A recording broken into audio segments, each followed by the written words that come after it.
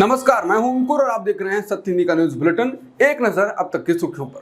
प्रधानमंत्री मोदी ने बुधवार को श्रावस्ती में जनसभा को संबोधित करते हुए सपा और कांग्रेस पर जमकर हमला किया। उन्होंने कहा कि आपका बैंक खाता बंद कर देंगे और पैसे भी छीन लेंगे। हमने हर गांव में लोगों को स्वच्छ पानी देने के लिए टोटी लगवाई है। सपा कांग्रेस वाले आपके घर की टोटी भी खोल ले जाएंगे। हमने हर गाँव में बिजली पहुँचाई है। ये लोग बिजली कनेक्शन कटवा कर फिर अंधेरा कर देंगे। पीएम मोदी 2 इंटरव्यू में कह चुके हैं कि मैं कन्विंस हो चुका हूं कि परमात्मा ने मुझे भेजा है। इसके बाद कांग्रेस ने कहा है कि ऐसा लगता है कि निवर्तमान प्रधानमंत्री खुद को भगवान मानते हैं। ये भ्रम और अहंकार का अभूतपूर्व स्तर है। दरअसल समित पात्रा जो कह रहे हैं वो बात है नहीं। उन्होंने जुबान फिसलने की वजह से अपमानजनक बयान नहीं दिया, बल्कि उन्होंने आत्मभ्रमित व्यक्ति के लिए अंधभक्ति में ये बात कही थी। जब चुनाव हारने के लिए ही वो बेकाबू होकर ऐसी बातें कर रहे हैं, तब हम सोच भी नहीं सकते कि 4 जून को उनका हाल क्या होगा। भारतीय रिजर्व बैंक यानी आरबीआई ने वित्त वर्ष 2023-24 के लिए केंद्र सरकार को 2.11 लाख करोड़ रुपए के डिविडेंड भुगतान को बुधवार को मंजूरी दी। वित्तीय वर्ष 2022-23 के मुकाबले इस बार आरबीआई दोगुना से ज्यादा राशि का भुगतान करेगा। इस खबर पर पत्रकार रणविजय ने कहा कि आरबीआई एक बार फिर मोदी सरकार को 2.11 लाख करोड़ रुपए देगा।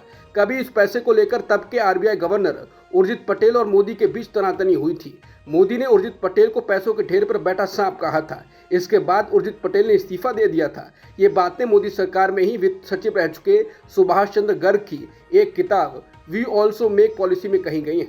उर्जित पटेल के इस्तीफे के बाद आरबीआई सरकार को झमाझम पैसे देने लगा। पहले ये पैसा आपात स्थिति के लिए रखा जाता था। हरियाणा में राहुल गांधी ने कहा कि मैं अपने जन्म के दिन से ही सिस्टम में बैठा हूँ। मैं सिस्टम को अंदर से समझता हूँ। आप सिस्टम को मुझसे छिपा नहीं सकते। ये कैसे काम करता है, किसका पक्ष लेता है, कैसे किसका पक्ष लेता है, ये किसकी रक्षा करता है, किस पर हमला करता है, मुझे सब पता है, क्योंकि मैं सिस्टम के अंदर से आता हूँ। जब मेरी दादी पीएम थी, मेरे पिता पीएम थे और जब मनमोहन सिंह जी पीएम थे तो मैं पीएम के घर जाता था। इसलिए मैं जानता हूं कि सिस्टम के अंदर से कैसे काम करता है। मैं आपको एक बात बता सकता हूं, ये सिस्टम निचली जातियों के खिलाफ है, गंभीर रूप से और हर स्तर पर। राहुल गांधी ने पीएम मोदी के इंटरव्यू पर तंज कसा है। उन्होंने कहा है कि आजकल क्या हो रहा है कि नरेंद्र मोदी जाते हैं इंटरव्यू देने, 4 चमचे आते हैं, बैठ जाते हैं इनके साथ। फिर कोई पूछेगा कि मोदी जी आप आम कैसे खाते हो, आपको कौन सा आम अच्छा लगता है, क्या आप काट के खाते हो या चूस के खाते हो या छील के खाते हो। इसके बाद लोग इस पर रिएक्ट कर रहे हैं और कह रहे हैं कि राहुल गांधी इस वक्त अनस्टॉपेबल हैं, गोदी मीडिया की धज्जियां उड़ा रहे हैं। चुनाव आयोग ने बीजेपी और कांग्रेस को एक आदेश जारी किया है। इस आदेश में यह सुनिश्चित करने के लिए कहा गया है कि दोनों पार्टियों के स्टार प्रचारक मर्यादा बनाए रखें और चुनाव प्रचार के दौरान समाज को बांटने वाले भाषणों से दूर रहें। बीजेपी अध्यक्ष जेपी नड्डा को आदेश जारी करते हुए चुनाव आयोग ने उनके स्टार प्रचारकों को धार्मिक या सांप्रदायिक आधार पर प्रचार करने से दूर रहने का निर्देश दिया है। चुनाव आयोग का कहना है कि चुनावों के लिए भारत के सामाजिक और सांस्कृतिक माहौल को नुकसान नहीं पहुंचाया जा सकता। आयोग ने बीजेपी और कांग्रेस दोनों पार्टियों को जाति, समुदाय, भाषा और धर्म के आधार पर प्रचार करने के लिए फटकार लगाई। कांग्रेस पार्टी को निर्देश में कहा गया है कि वो अपने स्टार प्रचारकों को कहे कि वो ऐसा कोई भाषण ना दें जिससे समाज में गलत धारणा जाए, जैसे कि भारत के संविधान को खत्म किया जा सकता है।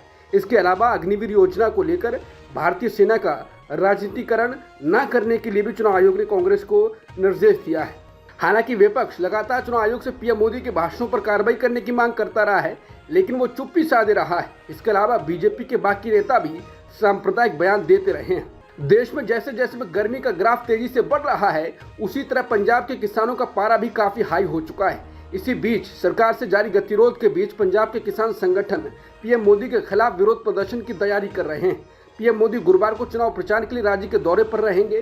शंभू बॉर्डर पर किसानों के विरोध प्रदर्शन के 100 दिन पूरे होने के मौके पर एक रैली में हिस्सा लेते हुए किसान मजदूर संघर्ष समिति के अध्यक्ष सरवन सिंह पंढेर ने कहा कि किसान काले झंडे के साथ जाएंगे और पीएम मोदी के खिलाफ प्रदर्शन करेंगे। पंढेर ने कहा कि हमने प्रशासन से कहा है कि हमें पीएम मोदी से बातचीत करने दें, लेकिन वो इस बात के लिए राजी नहीं हो रहा है। इसी वजह से हमारे पास विरोध प्रदर्शन के अलावा दूसरा कोई ऑप्शन नहीं बचा है। कांग्रेस पार्टी के पूर्व अध्यक्ष राहुल गांधी ने हरियाणा के सोनीपत में अपनी पार्टी के प्रत्याशी के समर्थन में एक जनसभा को संबोधित किया। इस दौरान उन्होंने अग्निवीर योजना को लेकर मोदी सरकार पर जमकर हमला बोला। राहुल गांधी ने कहा कि ये पीएम मोदी की योजना है और इसे पीएमओ ने बनाया है। मंच से बोलते हुए राहुल गांधी ने कहा कि मोदी जी ने पहली बार हिंदुस्तान के जवानों को मजदूर में बदल दिया है। वो कहते हैं कि 2 तरीके के शहीद होंगे, एक नॉर्मल जवान या अफसर, उसके परिवार को पेंशन मिलेगी, शहीद का दर्जा मिलेगा और सारी की सारी सुविधाएं मिलेंगी। और दूसरा, गरीब घर का बेटा, इसको अग्निवीर नाम दिया है। उन्होंने आगे कहा कि इस अग्निवीर को ना शहीद का दर्जा मिलेगा, ना पेंशन मिलेगी, ना कोई सुविधा मिलेगी, ना कैंटीन मिलेगी। ये योजना नरेंद्र मोदी की योजना है, ये सेना की योजना नहीं है।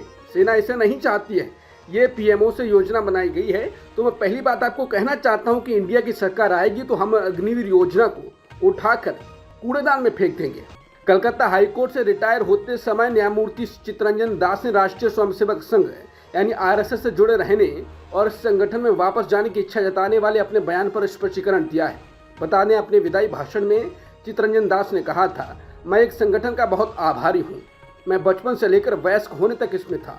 मैंने साहसी, ईमानदार होना और दूसरों के प्रति समान दृष्टिकोण रखना और सबसे ऊपर देशभक्ति की भावना और काम के प्रति प्रतिबद्धता सीखी है। और कुछ लोगों को भले ही पसंद ना आए, लेकिन मुझे यहाँ ये स्वीकार करना होगा कि मैं राष्ट्रीय स्वयंसेवक संघ का सदस्य था और हूँ। ये बयान सुर्खियों में आने के बाद रिटायर्ड जस्टिस चित्तरंजन दास ने कहा कि वो अपने फेयरवेल पार्टी के लिए स्पीच तैयार नहीं करके गए थे। उन्होंने कहा कि मैंने तभी सोचकर बोला और जब मैं उन लोगों को धन्यवाद कहने लगा जो मेरे जीवन में मायने रखते हैं, तो अचानक आरएसएस की बात मेरे मन में आ गई।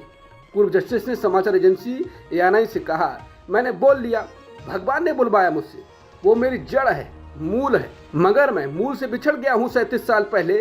तो ये दोगलेपन होता अगर मैं अपने मूल को याद नहीं करता। ये मेरे दिल की बात थी। राजस्थान के झुंझुनू में एक दलित युवक की बेरहमी से पिटाई का वीडियो सामने आने के बाद विपक्षी पार्टियां बीजेपी पर हमलावर हैं। युवक की मौत हो गई है।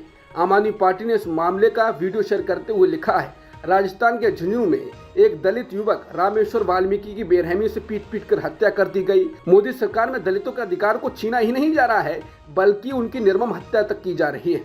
आम आदमी पार्टी ने कहा कि बीजेपी सांसद खुलेआम मंचों से कह रहे हैं कि उन्हें 400 सीट संविधान बदलकर दलितों और पिछड़ों का आरक्षण खत्म करने के लिए चाहिए।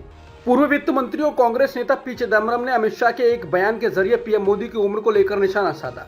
दरअसल केंद्रीय गृह मंत्री अमित शाह ने एक चुनावी रैली के दौरान कहा था कि ओडिशा के मुख्यमंत्री नवीन पटनायक को अब बढ़ती उम्र और स्वास्थ्य समस्याओं की वजह से रिटायर हो जाना चाहिए। नवीन पटनायक 77 साल के हो गए हैं।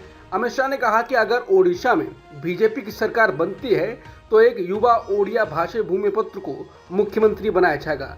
पी चिदम्बरम ने इसी बयान के हवाले से पीएम मोदी और अमित शाह पर तंज किया है।